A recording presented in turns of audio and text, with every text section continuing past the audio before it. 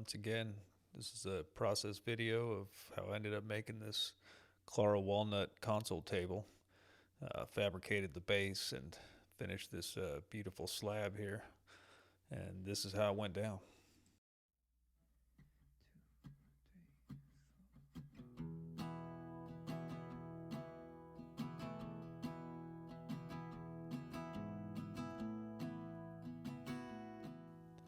So I picked up this walnut slab from my buddy Dustin at salvage.inc on Instagram, and pretty nice pieces. Gets them out in Oregon, and kind of a salvage deal, brings it back down. I go down, take my pickings. Ended up giving it a 30-degree chamfer on the edges, and luckily for me, this time there wasn't too much bark to deal with. I broke off some big, pretty burly chunks off of it, and it kind of left just a little residue, so it wasn't really that hard to clean up this time, which was good by me. So when I get my hands on these slabs, they're definitely not flat all the way, possibly one side or the other.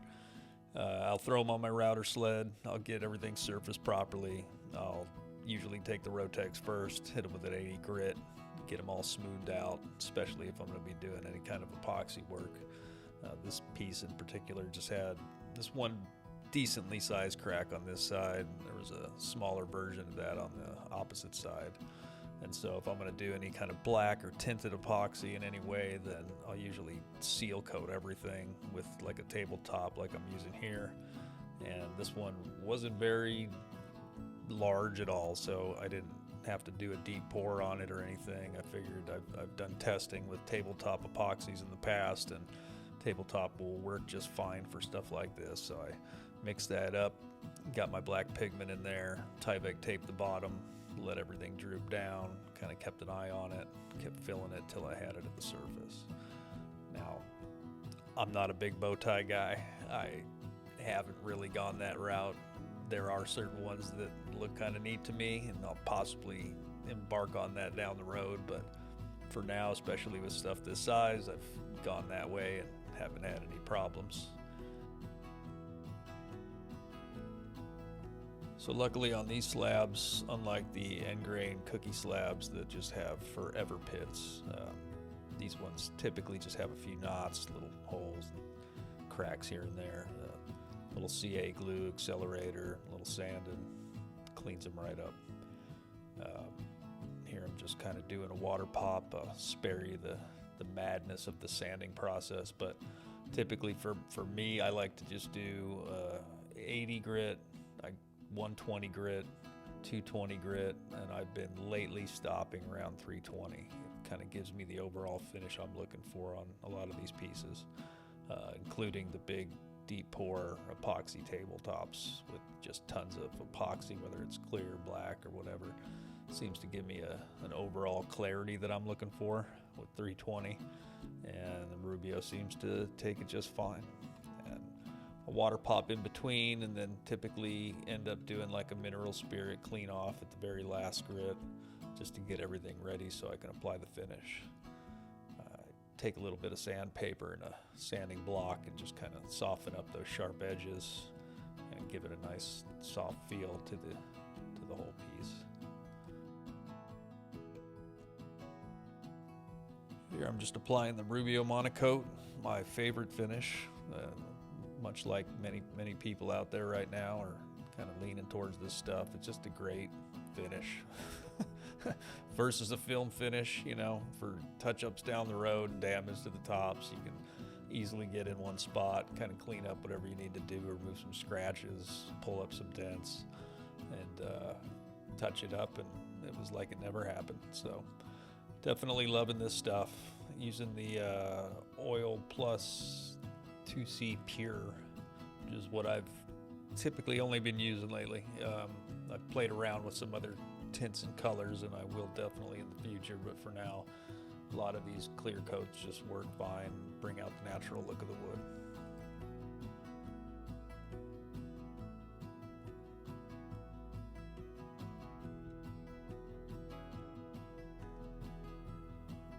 And I moved on to the base fabrication. It's a pretty minimalistic design. I just wanted to keep everything pretty clean and simple. Wasn't trying to get fancy with this one at all. Ended up using 2x4 1/8 inch material and chopping all those guys up. And I tell you what, that Evolution saw with that Diablo blade on there, that thing's golden. It's just changed my world as far as fabrication goes in general.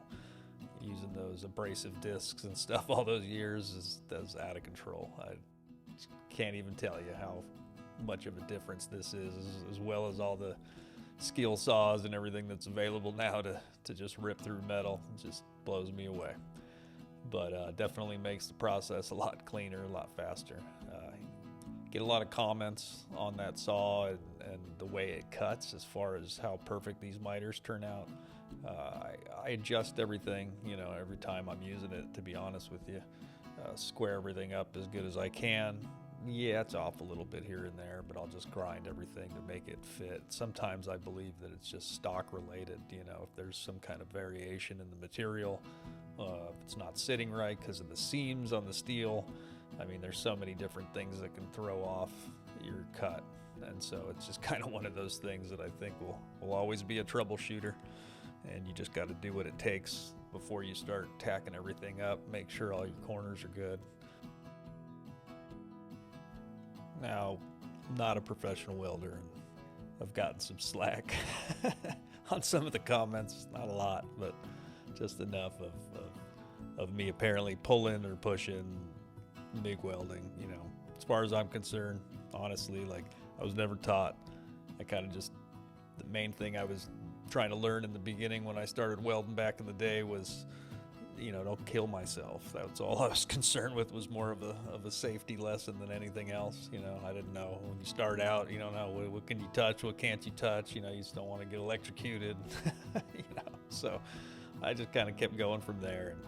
And most of my welding experience is related to stuff that was invisible. So the beads that I was putting down were always just for strength purposes, and I know there'll probably be some pushback on, if you're pushing, then they're stronger and they're cleaner versus pulling.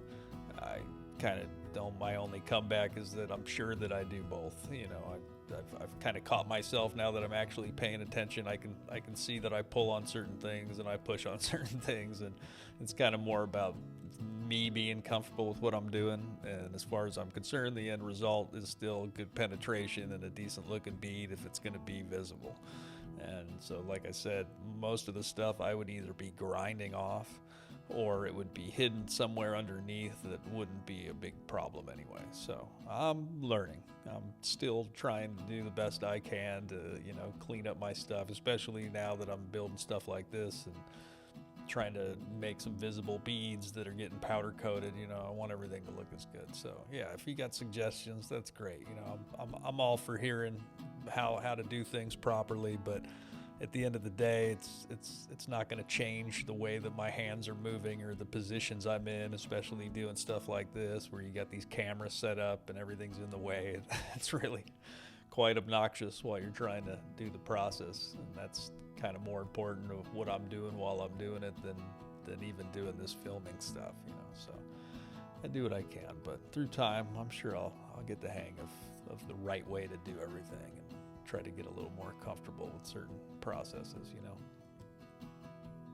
But anyway, what I was doing there while I was rambling on about my welding process was I had to cut the ends of that because of the 30-degree angle that I put down on that base plate. The point would end up sticking into that center spot, so I had to cut off that little 45 there, and just found a little scrap piece of metal, chopped that up, put that on the corner, welded, grinded everything off, so it was a nice smooth transition there. And I'm just checking to make sure everything's as straight as can be. It's kind of an awkward shape, so I had a little high spot there, grind that off, make sure everything's flat. I have a level spot there going horizontal in my workspace, so I can kind of check and just trying to get everything as straight as possible. Last thing I want is to weld this thing up and have it leaning one way or another. So, but it turned out good, and I tacked on that. I ended up going with a 1x4 steel plate on the top, so that I could do the little extension arms that I router in at the end to hold the slab kind of straight and use them almost like the channels that everybody's using to keep their slabs from twisting on them, which at the end of the day worked out pretty good. I ended up just basically welding all 4 sides of those legs down to the base and up to the top. I'm sure I've seen people before kind of maybe do one side or the other, or 2 sides, and then leave everything out, but kind of figured why not. You know, I didn't want any seams opening up, any kind of rust spots, so that's what I ended up doing. For the powder coat guy I was using for these, I ended up sanding everything down to like a 180 and then just wiping everything down with acetone to get it ready for them, trying to do the best I can. So these, once again, I had some scrap steel and just took those and kind of cleaned them up, rounded the edges, softened everything up a little bit, and those are going to be for the top 1x4 plate so that it can attach to the slab itself and kind of keep everything aligned. I figured once it was routed into that, leaning on that 1x4 plate all the way across as well, that's going to keep everything kind of straight. And it wasn't that big of a slab. The overall piece is actually 72 by 15 with the live edge, so it wasn't too crazy, and it was a pretty true slab, so it turned out pretty cool. And here I finally got it back, powder coated with the satin black. Really nice job on it. There wasn't anything that I could see that I'd want to flip it one way or the other. I typically kind of wait till I get everything powder coated so that I can see if there's a directional thing that I want to put it on, especially for something like that that's most likely going to be up against a wall. I want to make sure if there's a defect or something I can't do anything about, then it will at least be behind it before I route everything in.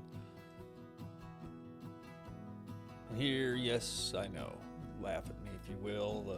I just had the trim router that day, and I was trying to figure. I don't router plates all the time, so I kind of rigged up this jig, and I also rigged up that little MDF plate for the bottom of the router just so that I could get all the meat on the inside. And you know what? You do what you got to do, man. It turned out. You know, I'm sure I'll get a better system for that process, since it seems to be something that I'm going to be doing in the future here a lot more.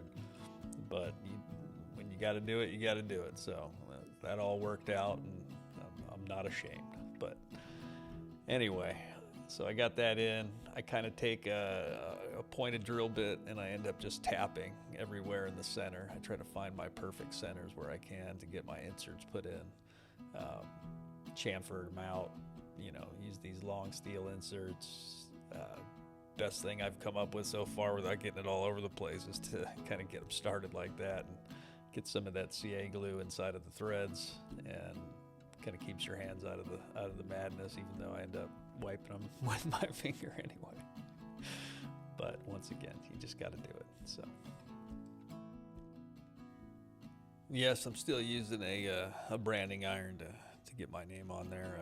I'm sure I'll grab one of those little laser kits at some point, but for now, yeah, I just had that thing sitting around, and it works fine. You know, it is what it is. And so I hit it with the branding iron. I got my routed plates. I ended up making these walnut plugs for the edges of the 1x4 on the top plate of the metal, and kind of just here Rubio and everything up, getting everything cleaned up.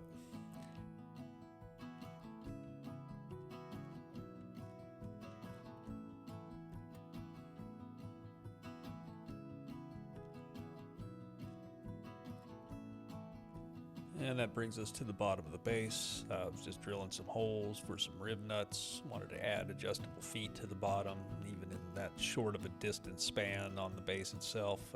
If it ends up on some kind of rustic flooring, it could fluctuate, and just wanted to make sure they had enough adjustment to get everything leveled out. I didn't have the adjustable feet that I wanted at the time, so I didn't screw those in the video, but ended up with some kind of low profile polyurethane bottoms, easy to slide around, even though this thing won't have too much movement, but it worked.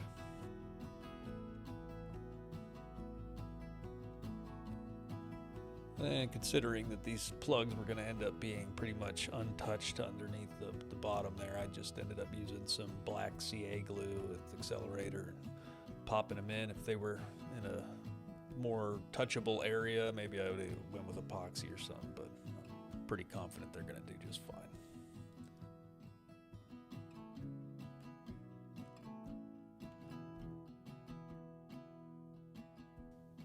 That's pretty much a wrap for this one. Wasn't too crazy of a project, but got a nice look to it, and I'm definitely happy the way it turned out. And look forward to doing a lot more of these in the future. And this is pretty fun for me, and I hope you guys are enjoying at least watching the process. You know, I'm doing these 60-second kind of teaser reels on Instagram with the music instead, and this will be kind of the way things go, is I'll have full processes on this side of the world and doing the Instagram stuff there. But that's the piece in a nutshell. I hope you enjoyed it, and I really do appreciate you guys hanging in there, especially this far in the video. I know most people just kind of drop out halfway through, maybe even in the beginning, but you know, I do what I can. This is all new to me, so once again, I really do appreciate you sticking in there, and I hope maybe you at least got some information out of it. I know I get a lot of questions on Instagram about certain things, and I'm doing my best to keep up with the comments and try to answer any questions anybody has. And overall, it's so far really fun, and I'm definitely going to enjoy building a lot more things here in the future. So anyway, thank you.